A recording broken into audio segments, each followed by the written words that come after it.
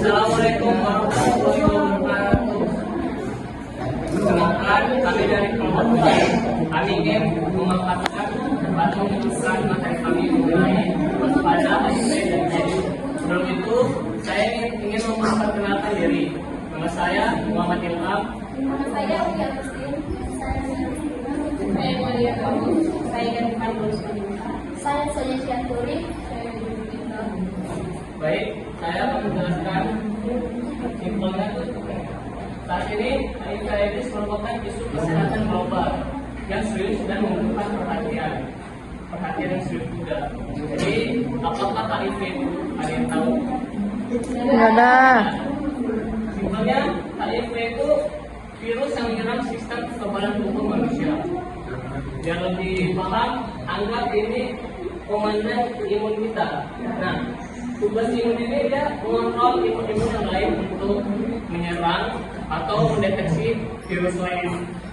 Nah, masalahnya virus HIV itu menyerang komandan tersebut yang membuat imun-imun yang lain atau prajurit imun lain itu kehilangan arah, sehingga tubuh manusia yang terkena penyakit HIV lebih mudah terkena penyakit. Soalnya kenapa seseorang yang terkena HIV bisa sakit parah hanya karena terkena batuk, flu, dan lain-lain. Tapi ini punya 3 golongan. Yang pertama, rendah, sedang, dan berat alias S. S merupakan tahap akhir dari virus HIV tersebut. Makanya itu sampai sekarang kita belum menemukan obat untuk HIV. Baik, saya akan menjelaskan cara penularan HIV. HIV ditularkan melalui kontak langsung. Yang pertama ada darah, transfusi darah atau penggunaan jarum suntik yang sudah terkontaminasi oleh seseorang pasien yang terkena HIV, kemudian digunakan oleh pasien yang tidak terkena HIV. Kemungkinan besar pasien tersebut akan terkena juga. Yang kedua ada cairan vagina dan anal. Seksual dengan tidak menggunakan kondom dengan seseorang yang terinfeksi HIV. Dan terakhir ada ASI.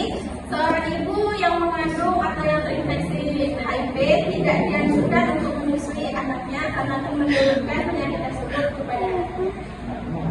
Dilanjutkan kepada teman saya. Baik, di sini saya akan menjelaskan penularan HIV beberapa rangkaian penyebabnya. Yang pertama adalah tidak boleh bersalaman, berciuman atau menyentuhan. Ada juga dari makanan seperti minuman yang tidak serangga. Dan tidak boleh menggunakan toilet umum ataupun kolam renang umum. Baik, selanjutnya penyebab dari HIV. Penyebab dari HIV ini adalah infeksi oleh virus HIV yang menyerang sistem kekebalan tubuh sehingga sel bertahan dalam semakin yang besar. Kemudian penderita infeksi HIV ini menjadi sangat rentan terhadap semua bentuk infeksi. Pada tahap akhir, penderita tidak bisa tahan terhadap imunitasnya secara langsung bisa dilakukan. Nah, HIV ini biasanya seringkali tidak menunjukkan gejala, tapi ada beberapa gejala yang akan itu gejala ringannya, yaitu demam, flu, gampang kelelahan, dan perkembangan wajah tetap ini. Selanjutnya itu juga ada gejala berat, yaitu demam tinggi, penurunan berat badan secara drastis, diare, infeksi jamur, infeksi pada paru-paru, dan bahkan dari tulang. Lebih parahnya lagi bisa menyebabkan kanker.